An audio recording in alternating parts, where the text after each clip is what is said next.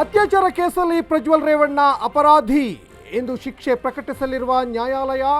ರೇವಣ್ಣ ಪುತ್ರನಿಗೆ 10 ವರ್ಷ ಜೈಲು ಸಾಧ್ಯತೆ.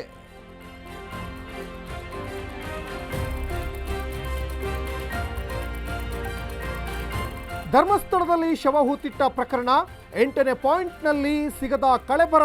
9ನೇ ಪಾಯಿಂಟ್ನಲ್ಲಿ ಇಂದು ಎಸ್ಐಟಿ ಶೋಧ ಕಾರ್ಯ.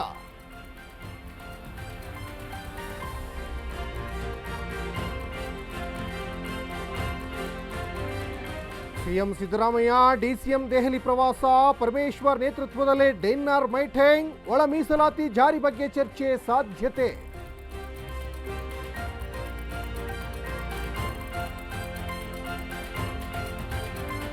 ಡಿಸೆಂಬರ್ನಲ್ಲಿ ಬಿಬಿಎಂಪಿ ಎಲೆಕ್ಷನ್ ಫಿಕ್ಸ್. ಸುಪ್ರೀಂಗೆ ಪ್ರಮಾಣ ಪತ್ರ ಸಲ್ಲಿಸಿರೋ ಸರ್ಕಾರ. ಅಶ್ವವೇಗ ನ್ಯೂಸ್ಗೆ ಪಾಲಿಕೆ ದಾಖಲೆಗಳು ಲಭ್ಯ.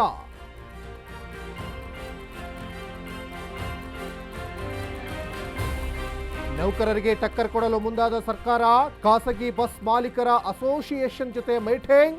ಮುಷ್ಕರ ಆರಂಭಿಸಿದರೆ ಪರ್ಯಾಯ ವ್ಯವಸ್ಥೆಗೆ ಸಿದ್ಧತೆ.